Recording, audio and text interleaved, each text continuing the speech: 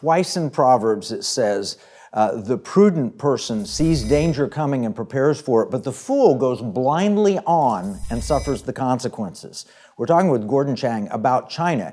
And unfortunately, America has seemed to be foolish, going on, ignoring the very real, clear, present danger threats that we see.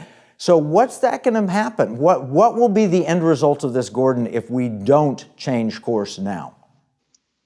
We're going to lose our country, Kevin.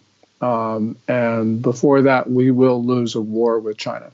On June 7th, Henry Kissinger, in an interview with Bloomberg, said that war between China and the United States is, quote unquote, probable. Kissinger said something has to change. Well, China's not changing. Well, it could be changing, becoming even more militant. But the Biden administration is not changing their accommodationist policies towards China. They think that they are nice, that they can avoid war.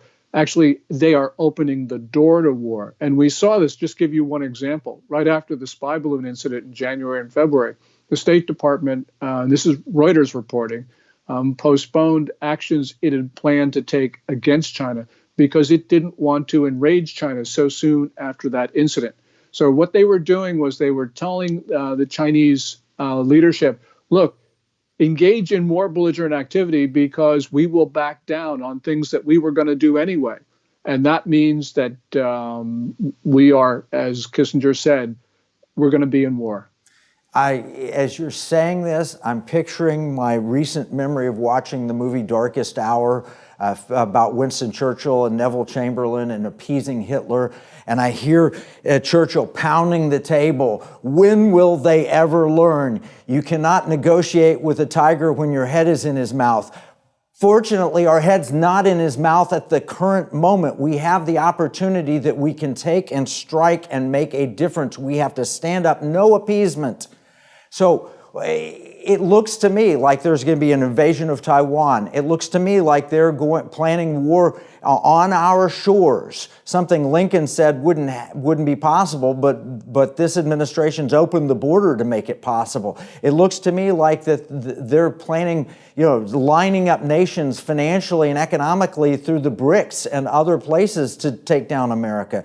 It seems like we're in a desperate position. Yes, and we need to do everything differently. So, for instance, in the United States, we need to close down those 6 or 7 additional police stations that are now operating.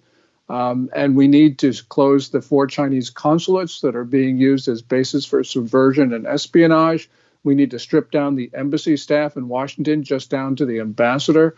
We need to close their state banks because they've been laundering money for criminals, Chinese criminals, as well as others.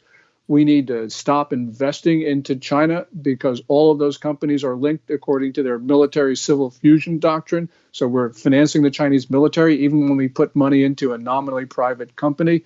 We need to stop trade to the greatest extent possible, get our factories off Chinese soil. The list goes on and on, Kevin, but essentially we've got to do everything that we're not doing now.